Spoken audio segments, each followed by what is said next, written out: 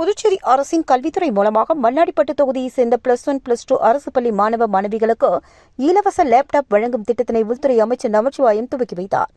மண்ணாடிப்பட்டு சட்டமன்ற தொகுதிக்கு உட்பட்ட லிங்காரெட்டிப்பாளையம், டான் பாஸ்கோ மேல்நிலைப்பள்ளி, குனிச்சம்பட்டு அரசு மேல்நிலைப்பள்ளி, PS பாளையம் பாவேந்தர் பாரதிதாசன் அரசு மேல்நிலைப்பள்ளிகளில் பயிலக்கூடிய மாணவ மாணவிகள் 547 பேருக்கு இலவச லேப்டாப்பினை உள்துறை அமைச்சர் நமச்சிவாயம் வழங்கினார்.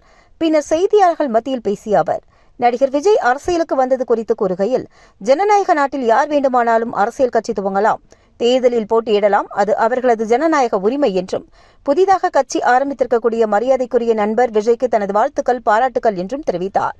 மக்கள் சேவையை யார் வேண்டுமானாலும் செய்யலாம், அதுபோல மக்கள் சேவை செய்ய விஜய் அரசியலுக்கு வந்துள்ளார்.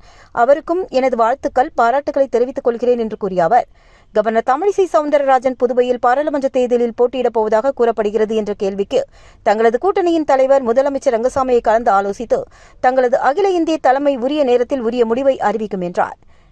விழாவில் கல்வித்துறை இணை இயக்குநர் சிவகாமி மற்றும் கல்வித்துறை அதிகாரிகள், முன்னாள் MLA அருள்முருகன், பாஜக நிர்வாகிகள் கலையபெருமாள், சோம்பொட்டு சிவா, வில்லியனூர் பாஜக மாவட்ட தலைவர் அனிதா, பாஜக வில்லியனூர் மாவட்ட துணைத் தலைவர் அனுஷியா, பெற்றோர் சங்க தலைவர் சிவகுமார், ஜீவா உட்பட பலர் கலந்து கொண்டனர்.